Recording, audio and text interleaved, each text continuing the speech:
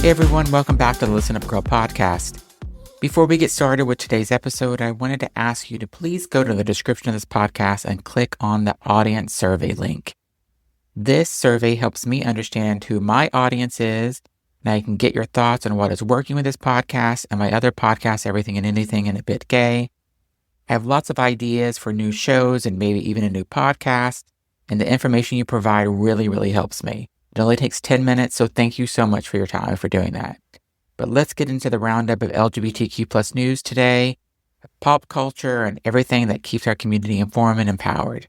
I'm your host, Zach Randles-Friedman, and today's show takes us from U.S. Supreme Court to the Grammys, with the stories remind us why visibility, justice, and joy matter now more than ever. So let's get into the first story. First story is that the Supreme Court blocked transgender passport right. The Guardian is reporting that the U.S. Supreme Court has delivered a major setback to transgender rights, granting an emergency stay that allows the federal government under the Trump administration to once again deny trans and non-binary Americans the ability to change gender markers on their passports. The 6-3 ruling, split along ideological lines, reverses an earlier decision that protected trans Americans' right to self-identify on official documents. The 3 Democratic-appointed judges dissented. Attorney General Pam Bondi praised the decision on X, calling it a win for the biological truth, writing, "Our attorneys will continue fighting for the simple truth." The case, Orr versus Trump, stems from an April ruling that struck down Trump's policy and forced the State Department to allow M, F, or X selection. The decision was later expanded in June, citing that the need for accurate identification. Now, with this stay, Trump's administration can enforce its restrictive policy while the case continues in lower courts. Advocates warn this could have devastating consequences for trans travelers and international safety, especially for those whose gender presentation doesn't match their legal ID. Our next story is Nicki Minaj defends Trump praise after LGBTQ plus backlash. Nicki Minaj found herself at the center of controversy this week after praising Donald Trump for speaking out about religious persecution in Nigeria. On November 1st, Minaj reposted a Truth Social statement from Trump claiming there was an essential threat to Christians in Nigeria, allegations that the Nigerian government quickly refuted as false. In her post, Nicki said she felt a deep sense of gratitude for Trump's comments as a Christian herself, but the LGBTQ fans, long cornerstone of her fan base, were quick to call her out, highlighting Trump's record of anti-LGBTQ policies.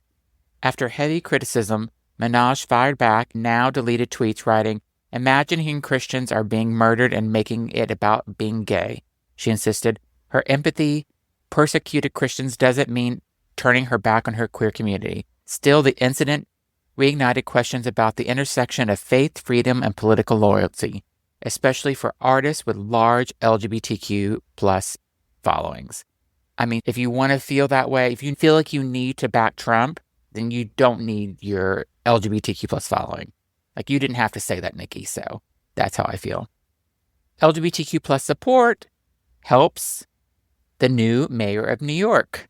New York's newest mayor made history this week, and LGBTQ voters played a massive role in his victory.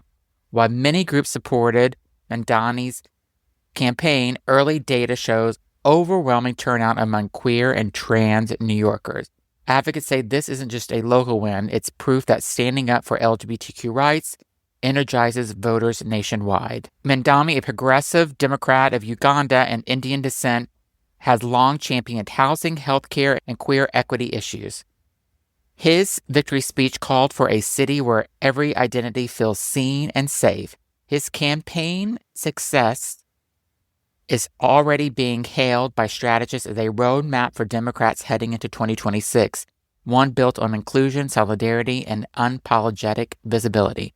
So Democrats, or anybody that's running in 2026, just remember this. Remember who helped get this man in office. So you better pay a little special attention to the LGBTQ plus community. Next, The Sims creator defends queer inclusion amid EA buyout.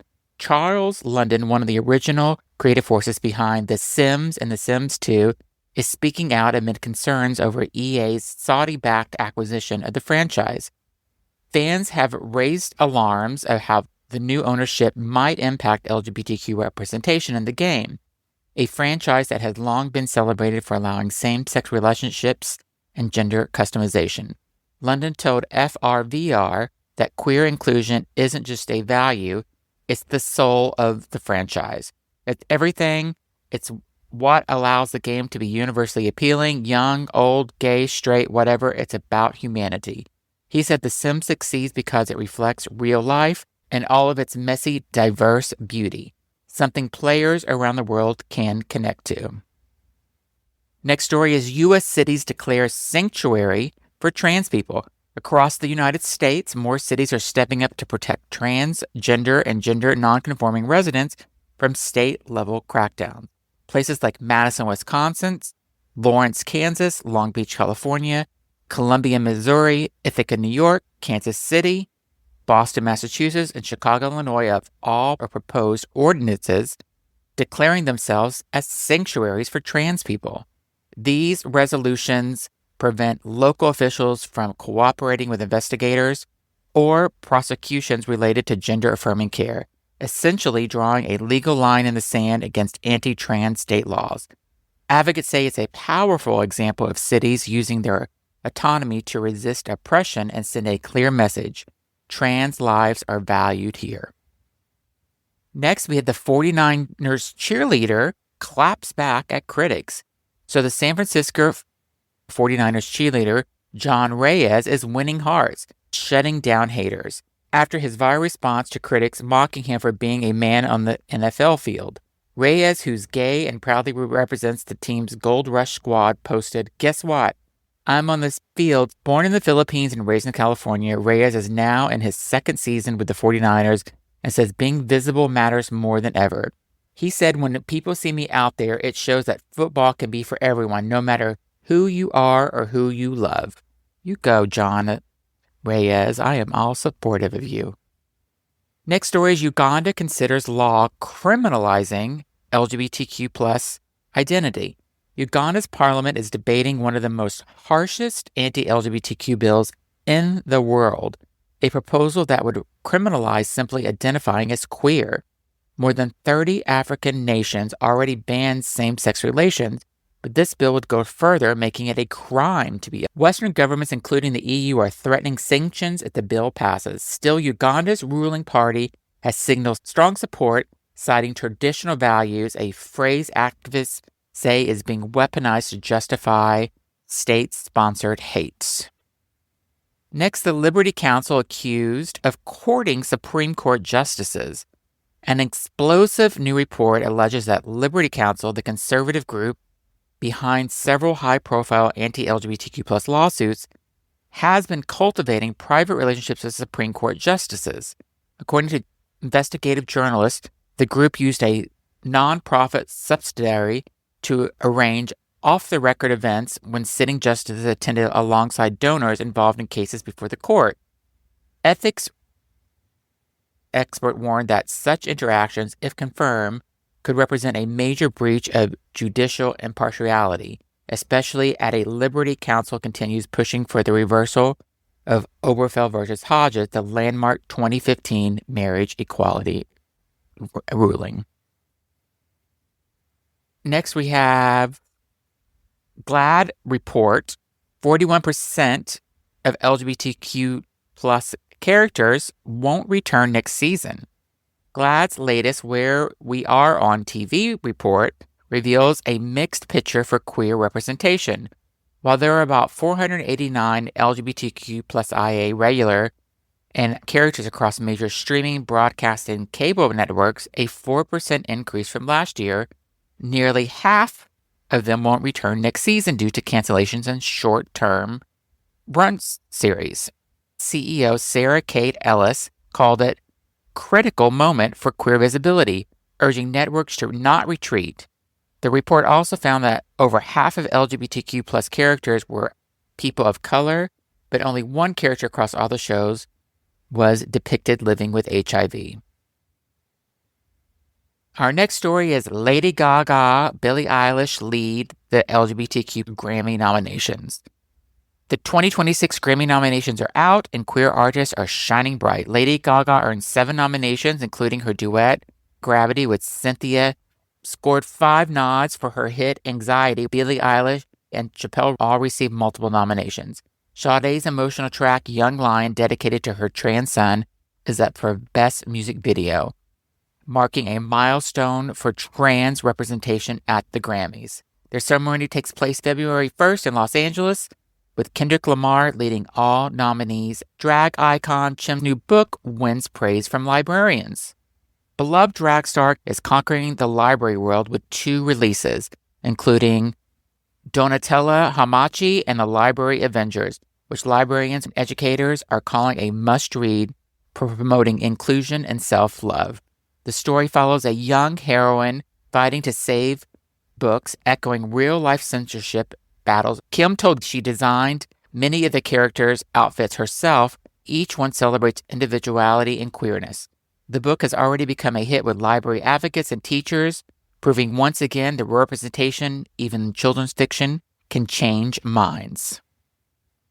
Our next story is Maryland reverses local LGBTQ+ book ban. A major win for free expression, Maryland's State Board of Education has overturned a local school district's ban on a novel by Mike Curato. The book, which tells the story of a gay teenager navigating bullying and identity at a summer camp, was banned last year in Harford County. But under Maryland's new Freedom to Read Act, the state ruled this week that it must be reinstated in middle and high school libraries.